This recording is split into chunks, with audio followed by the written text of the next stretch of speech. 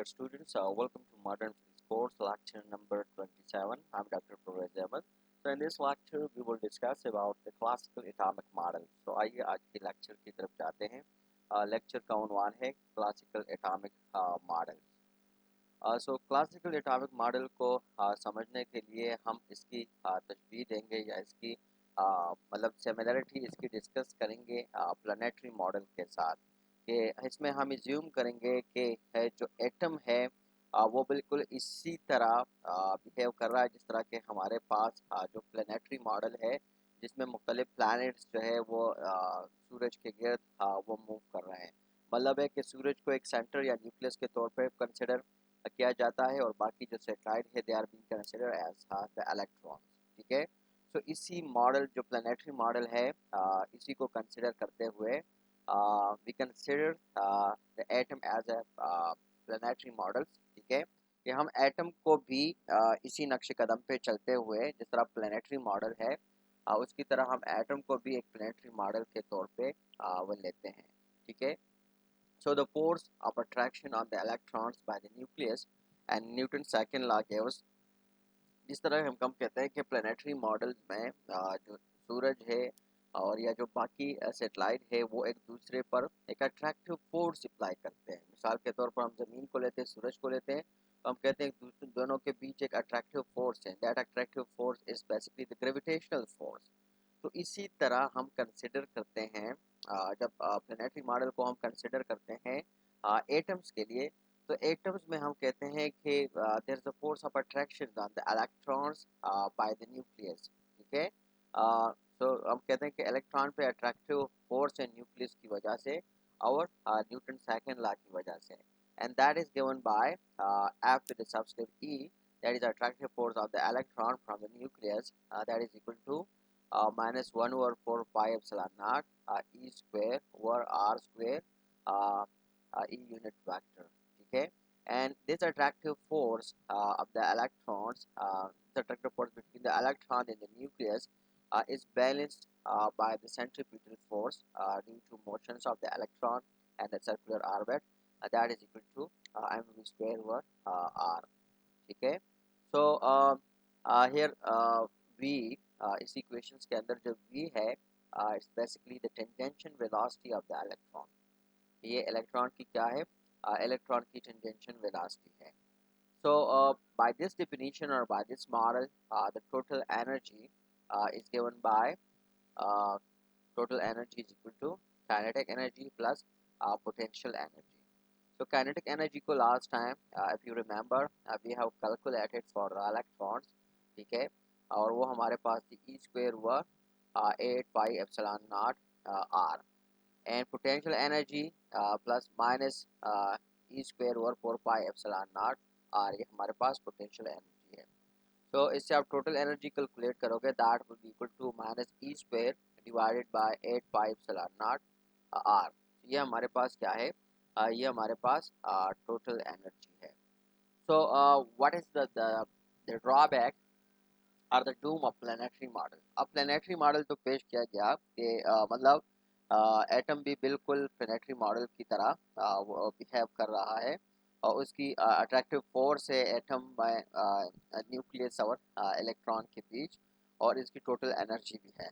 अब यहाँ पर क्वेश्चन ये आता है कि प्लानेटरी मॉडल में मतलब उसका ड्रॉबैक क्या था. ठीक है. और we can say that the planetary model is a doom. So why?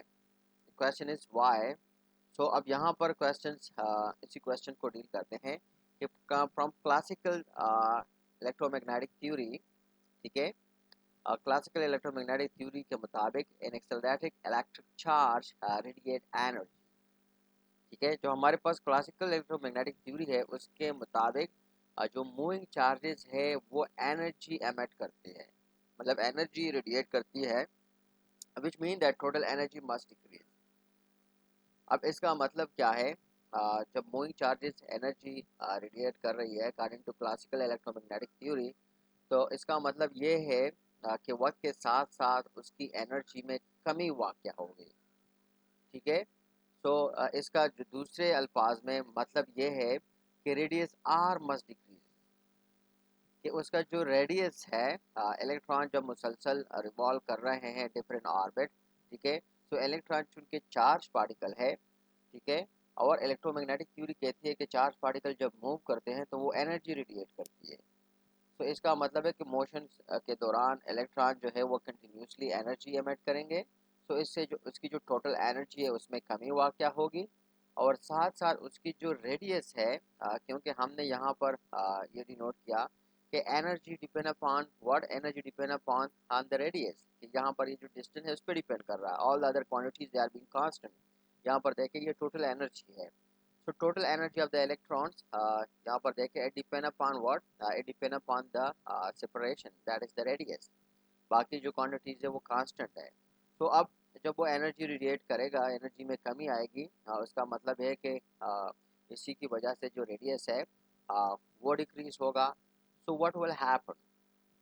So now you can see it by yourself कि जब इलेक्ट्रॉन इस तरह कंटिन्यूसली रिवोल्यूशंस के दौरान, ठीक है, वो कंटिन्यूसली एनर्जी एमिट करेगा, तो साथ साथ उसकी जो रेडियस है वो कम होता जाएगा, कम होता जाएगा, and in the end it will collapse into the nucleus. तो वो आके न्यूक्लियस में गिर के वो ख़त्म हो जाएगा, तमाम के तमाम जो सिस्टम है वो कोलैप्स कर जाएगा। So that's why we are saying that the planetary model is a doom। कि planetary model क्या है? एक तबाही है, ठीक है।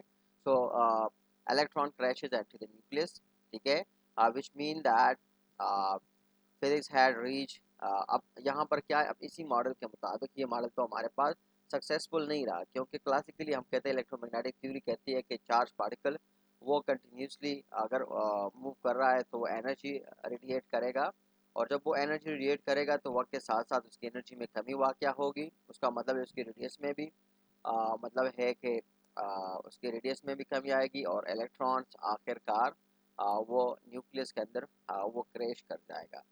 अब जब फिजिसिस्ट ने उनको स्टडी करना शुरू किया to have an alternative for the planetary model, कि प्लानिटरी मॉडल के लिए एक अल्टरनेटिव पेश करें, लेकिन साथ में ये जो क्लासिकल थ्योरी है, इलेक्ट्रोमैग्नेटिक थ्योरी है, इसका भी मुतबादिल तलाश करना ज़रूरी था, क्योंकि क्लासिकल इलेक्ट्रोमैग्नेटिक थ्योरी के मुताबिक चार्ज पार्टिकल्स ड्यूरिंग मोशंस वो कंटिन्यूसली वो एनर्जी रेडिएट करता है। अब इसी का जो तोड़ है, I mean that has been achieved by the physicist, ठीक है, एंड फिजिक्स, ठीक है, और वो तोड़ मिला 1900 में Planck's hypothesis of the quantum behaviour of radiation, कि प्लैंक्स ने 1900 में क्वांटम बिहेवियर ऑफ रेडिएशंस के बारे में अपनी हाइपोथेसिस पेश की, ठीक है। That was the major breakthrough in physics, कि where Max Planck said that कि द रेडिएशंस की भी जो एनर्जी है दैट इज बीइंग क्वांटिटाइज्ड, तो मतलब वो एनर्जी कंटिन्यूस नहीं है, वो एनर्जी क्वांटिटाइज है, ठीक है। कि physics had reach turning point, और वो टर्निंग पॉइंट कहा था फिजिक्स में, वो टर्निंग पॉइंट था 1900 में, ठीक है, 1900 with the Planck's hypothesis of quantum behavior of radiations। वो प्लैंक की हाइपोथेसिस थी about the quantum behavior of radiations, और उसका जो बेसिक कंसेप्ट ये था कि जो एनर्जी है मतलब वो क्वांटाइज है, वो कंटिन्यूस नहीं है, कि इलेक्ट्रॉन्स मतलब ड्यूरिंग मोशन वो जो एनर्जी रेडिएट करता है वो क्या है, वो क्वांटाइज है, वो मतलब कंटिन्यूस नहीं है।